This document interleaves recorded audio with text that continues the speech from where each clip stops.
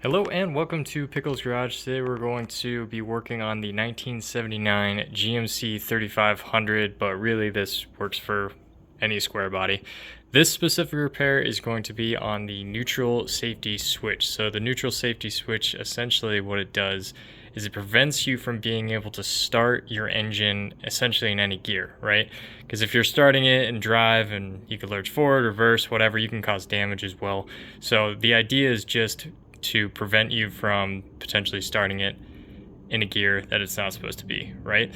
But if it's bad, then you're either not going to be able to start at all, and you're basically going to crank, and it's going to seem like maybe you have a dead battery, bad starter, by just cranking and not really getting any feedback on it, right? If it's bad, or if it's bad in other cases, you could go to try and start it and it'll start in essentially any gear, or maybe it'll start in neutral but not park, or it'll start in park but not neutral. Stuff like that. So pretty simple repair on these older square bodies. This part you can get really at Parts Geek, Rock Auto, places like that. Item number here, if that helps as well.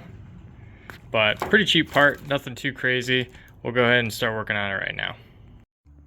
So to start off, anytime we work with anything electronic, we're going to go ahead and remove the negative side just so we can avoid some shocks here. And then from there, we're going to come over here, and there's going to be this cotter pin for the linkage for the gear shift. We're going to go ahead and remove that as well. Okay, so we're going to go ahead and start with the cotter pin. So if you have some sort of like screwdriver or anything, you just have to get it into that loop here, and then it's going to be easier with two hands, but essentially you're just pushing this direction and pulling it out this way, and then this will fall backwards. So now with that pin removed, like I said, it just falls back. We'll just rest it there for now. Easy enough. You just have to remove these screws, which is just this plastic plate, and then you're going to go ahead and work on this metal plate. The other thing is you're going to want the steering wheel unlocked. That way you can kind of maneuver it a little bit. And so all you have to do is, again, now that you've disconnected the negative battery, now like your car will start anyways if you have the issues that I have, but you're just going to put it in the unlock position and you're just going to let it sit there. Okay, so now the steering wheel moves freely, and we're going to remove these first, and then I'll reconnect on the next part. Okay, so now that that plate is removed, once again we're going to move down to these other Phillips screws. Boom and boom. Let's disconnect those real quick.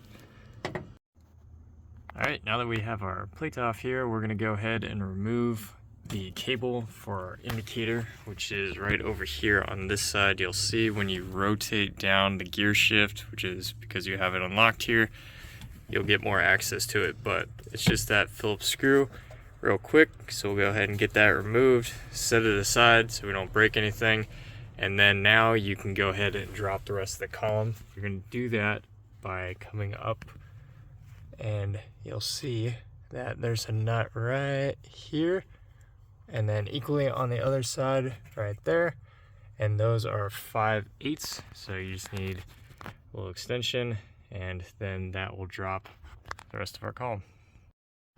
So now with everything removed, we're going to go ahead and move under the dash, and we're going to see under here, right at the top of the actual steering column itself, you'll see there's one bolt right there, and on the exact opposite side there's another bolt, but there's also going to be a handful of plugs, so we're going to address that right now as well.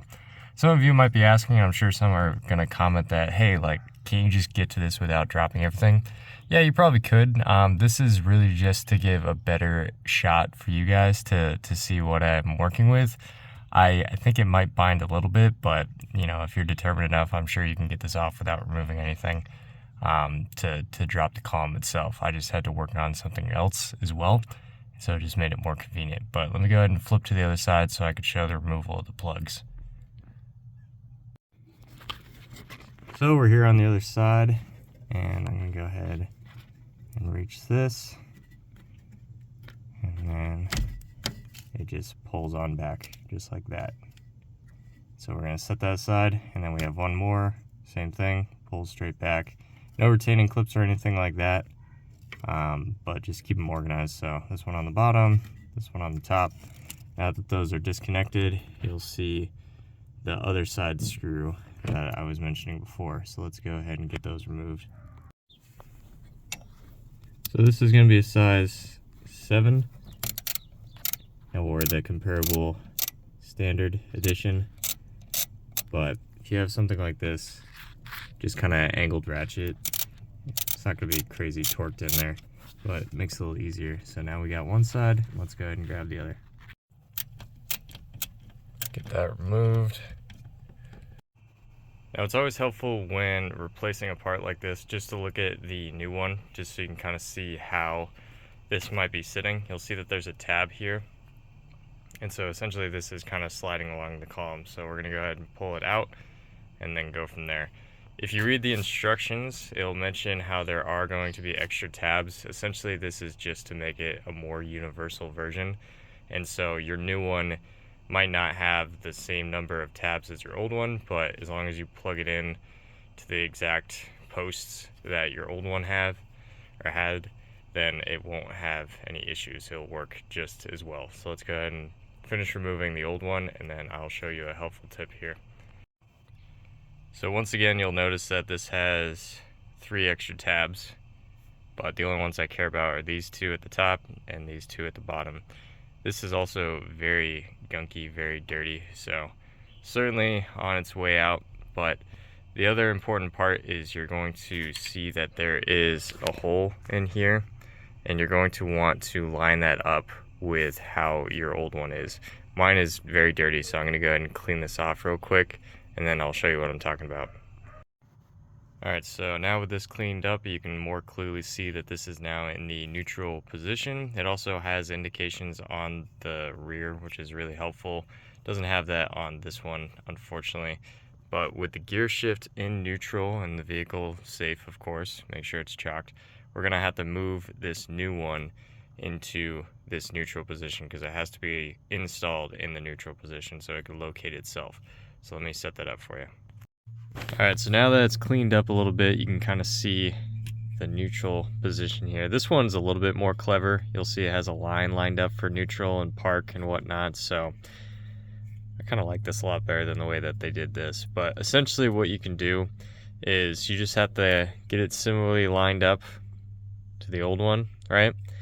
And then there's going to be a hole back here, and if you take something like, try not to judge me too much, it's just what I had, but take something like a tack and you can put it in there, or like paper clip, something like that, maybe a drill bit, but basically you're just keeping it in place so that way when you install it, it doesn't move around too much.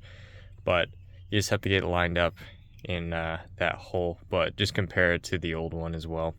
So now that it's in neutral and our shifter is in neutral as well, we're going to go ahead and put the new one, line it up, and then we'll go ahead and remove this or whatever you're using, and then we'll go ahead and start plugging in things. And I'll explain it on this one too. So basically there's like a groove you're going to be able to feel with your finger, and you're just getting that lined up in the center of it, right? So essentially as you rotate the shifter, it just pushes this around to different positions. So that's all it's doing. So you'll get it lined up. You might have to stretch the new one a little bit just so you can kind of wrap it around the column. I went from this direction around, right? And then I just got one screw, next screw, and then pulled the pin. So I'll show you the new one installed right now. So there we go. Just got it started right on one side. You'll see that they go in these grooves on these clips, right? And then you just have to make sure that it's in the center of that channel, right? So that way when you shift, it's going to go ahead and click as it needs to click. But it should all be lined up now. Just kind of feeling around for it, and then I'll go ahead and get this tightened up. Okay, so now that we're screwed tightly here, we're going to go ahead and reconnect these. So we have this first one has like sort of notch in it, so we're going to go ahead and connect that right here, and then we're going to reconnect our lower one here right in these bottom 2 where it was. So you'll notice that there's some extra tangs. Like I said, that's fine. It's okay that they don't have those. It's just extras just so they can do more of a universal part. But from here, we're going to go ahead and loosely attach our nuts here just to pull up the column, and then we'll go ahead and reconnect our prindle here, just so we have a little extra leash to come around into that channel. And then we'll go ahead and do the metal cover first, and then we'll do the plastic cover, and then we're going to go out to the front to reconnect our actual shift rod. Also, as a reminder, when you're putting this back on, just check to make sure everything lines up as you want it.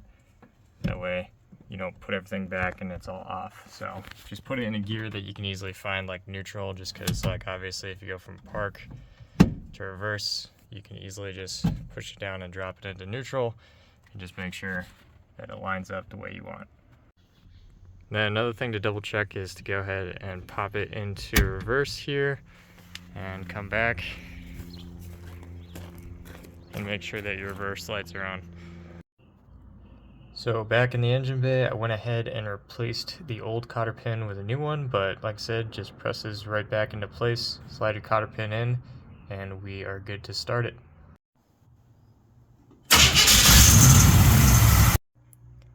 So we're back to cranking, which is great. So there's a couple other things that I'm going to work on just to straighten it out, but that at least resolved my issue of not being able to crank at all. So thank you very much for watching, and I'll see you on the next one. Feel free to like and subscribe.